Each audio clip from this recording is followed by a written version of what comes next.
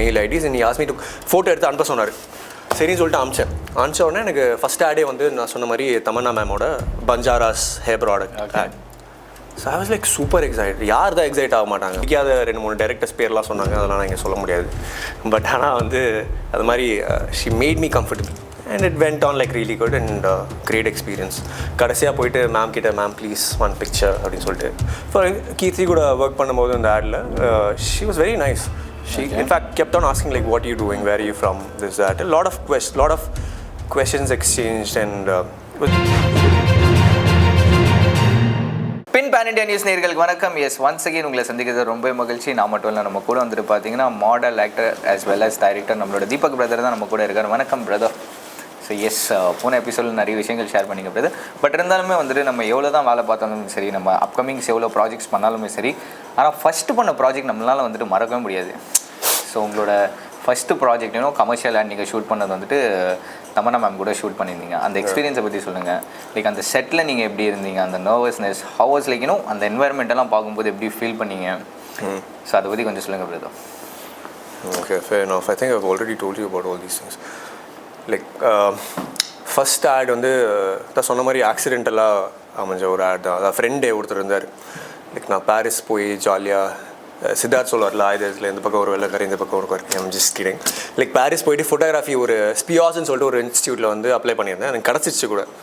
அப்போ என்ன அலையான்ஸ் ஃப்ரான்ஸையில் வந்து ஃப்ரெஞ்ச் படிச்சுட்டு இருந்தேன்.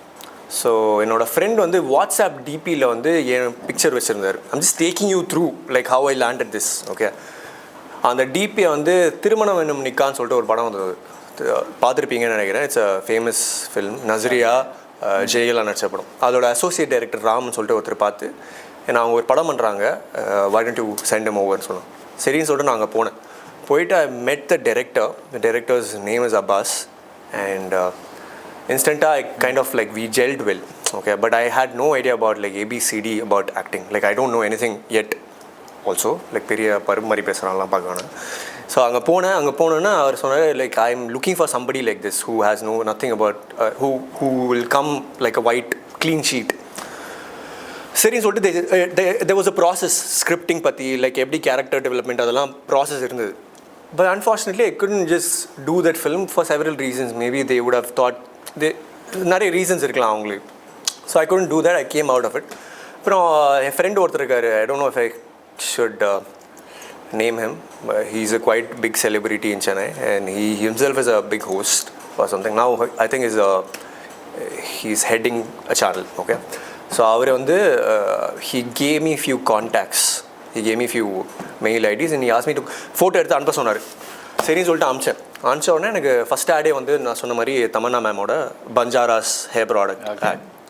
So I was like super excite. யார் தான் எக்ஸைட் ஆக மாட்டாங்க? ஃபஸ்ட் ஆட் வந்து நீங்கள் இது வரைக்கும் நீங்கள் கேமரா பின்னாடி இருந்திருக்கீங்க, உங்கள் ஃபஸ்ட் ஆடே வந்து இவ்வளோ பெரிய ஆட் கிடைக்குது, யார் தான் எக்ஸைட் ஆக மாட்டாங்க?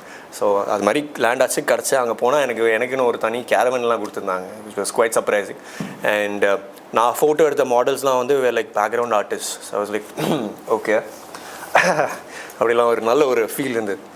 பட் ஆனால் வந்து அந்த ஃபீல்லாம் வந்து இமீடியட்டாக ஷார்ட் ஆகிடுச்சு. கேமரா ஆன் பண்ணோன்னே இட்ஸ் ஜஸ்ட் ஆல் வென்ட் பூ. Nervous as I can't use that word here. I was like super nervous and Tamanna ma'am, as you said, like போய் பார்த்தேன், லைக் அவங்க கேரவன் கிட்ட போய் பார்த்தேன். She came out and she was like super radiant. பயங்கர அழகாக இருந்தாங்க. Like ஒரு ஒரு கவுன் மாதிரி ஒன்று போட்டிருந்தாங்க. She had her what do I say, her assistant or bodyguard or something like that with her. அவங்களுக்கு புரிஞ்சிச்சு இந்த மாதிரி I was nervous ன்னு சொல்லிட்டு. But she was very nice and nice to make me feel comfortable. She was sitting right next to me and she was talking about உனக்கு என்ன மாதிரி படம்லாம் பிடிக்கும்லாம் சொல்லிட்டு. அவங்களுக்கு பிடிக்காத 2-3 டேரக்டர்ஸ் பேர்லாம் சொன்னாங்க, அதெல்லாம் நான் இங்கே சொல்ல முடியாது. பட் ஆனால் வந்து அது மாதிரி she made me comfortable and it went on like really good and great experience. கடைசியாக போயிட்டு மேம் கிட்ட மேம் ப்ளீஸ் ஒன் பிக்சர் அப்படின்னு சொல்லிட்டு I took a picture. Super bro. அதே மாதிரி நிறைய க்ரஷ்ஷை பற்றி பேசிட்டோம். இப்போ நீங்கள் சொல்லுங்கள், உங்களோட க்ரஷ் யார்? லைக் ரைட் ஃப்ரம் சின்ன வயசோட க்ரஷ் யார், இப்போ யார் உங்களோட க்ரஷ்? சின்ன வயசு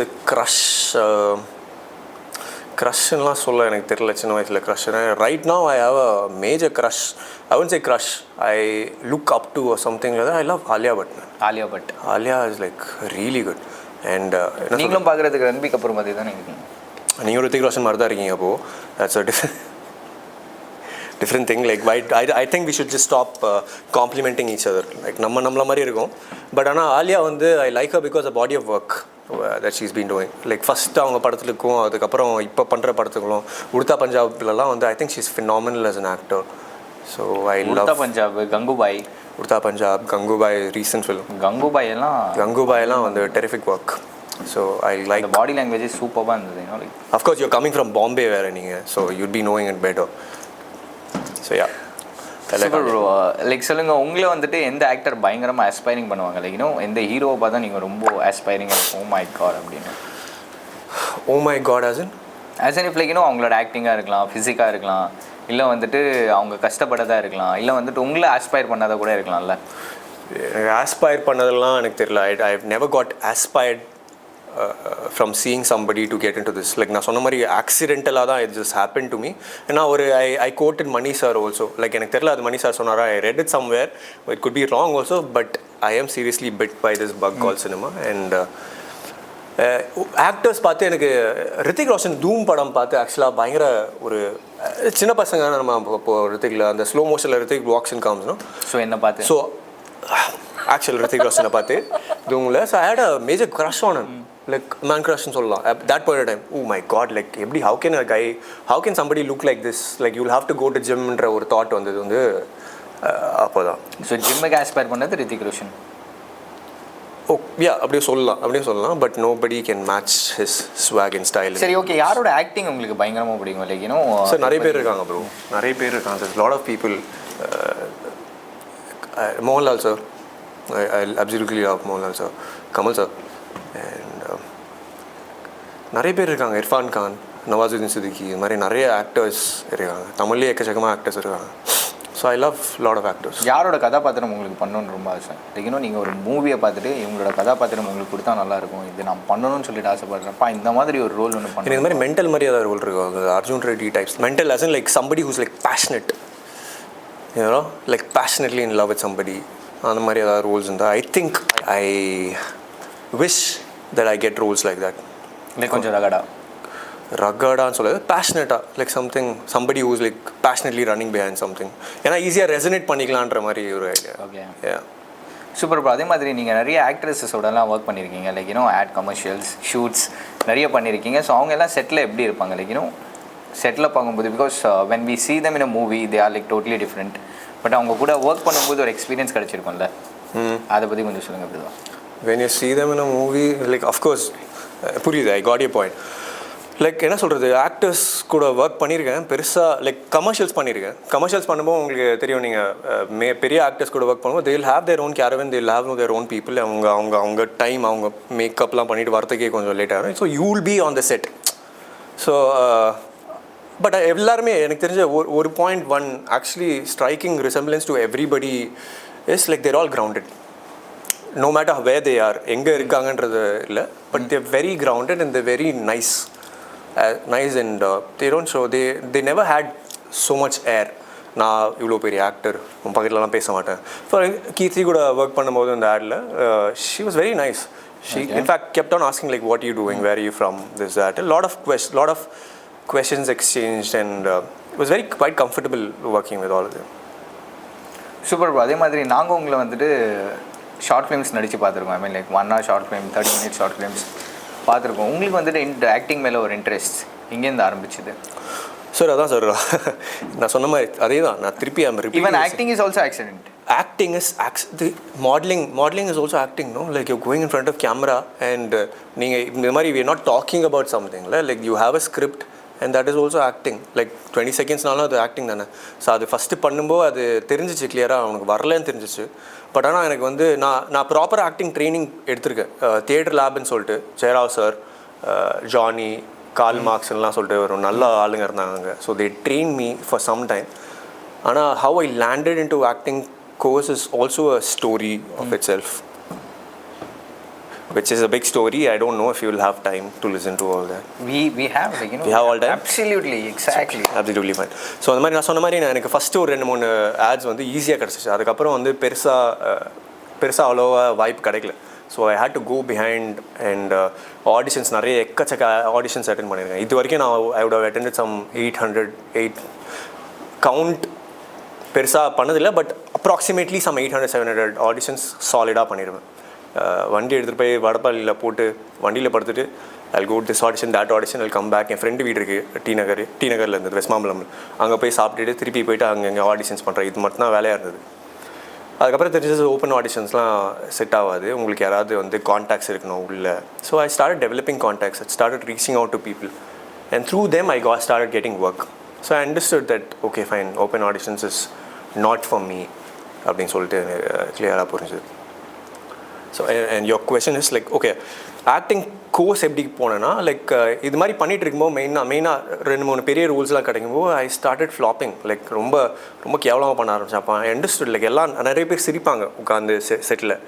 அப்போ புரிய வந்தது ஓகே ஃபைன், இது கிடையாது, நீங்கள் வந்து வெறும் கிளிட்டர்ஸ் அண்ட் கிளாமை பார்த்து இங்கே வந்து நின்றுட்டு லைட்ஸ் ஆன் பண்ணோன்னே பெரிய ஸ்டார் அது மாதிரிலாம் கிடையாது. நீ ஆக்சுவலாக ஒரு விஷயத்தை எடுத்தோன்னா ப்ராப்பராக கற்றுக்கணும்னு வந்து எனக்கு அப்போது தாட் ஐடியா வந்தது. ஸோ இது சொல்லலாமான்னு தெரியல, லைக் ஒரு சீரியலுக்கு ஒன்று கமிட் ஆனேன் கலர்ஸில். தேவர் ப்ரொடக்ஷன்ஸ் எல்லாருக்கும் தெரிஞ்சிருக்கும். பழைய காலத்துலேருந்து எம்ஜிஆர் சிவாஜி காலத்துலேருந்து ரஜினி சார்லேருந்து ரொம்ப ஃபேமஸ், நிறைய அனிமல்ஸ்லாம் வச்சு கூட படம்லாம் எடுத்துருக்காங்க. ஸோ அவங்க வந்து அவங்களோட படத்தையே வந்து சீரியலாக கன்வெர்ட் பண்ணுற மாதிரி ஒரு இது வந்து ஆட்டுக்காரால மேலும்னு சொல்லிட்டு ஒரு படம், நம்ம சிவகுமார் சாரோட படம், மேக்கிங் டு சீரியல்.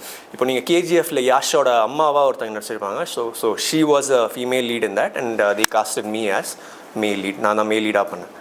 அங்கே போனப்போ புரிஞ்சுது, நல்லா கிளியராக புரிஞ்சுது. ஓகே, ஆக்டிங் இது கிடையாது தம்பி, ஆக்டிங் வந்து இதுக்கும் மேலே அங்கே வந்து படிக்கிறது மட்டும் கிடையாது. அண்ட் சீரியல்ஸோட ப்ராசஸே வந்து என்டையர்லி டிஃப்ரெண்ட். நீங்கள் ஒரு நாளில் வந்து அவங்க ப்ராம்ப்டிங் அடித்து தள்ளுவாங்க, நீங்கள் பேப்பராக போகும்.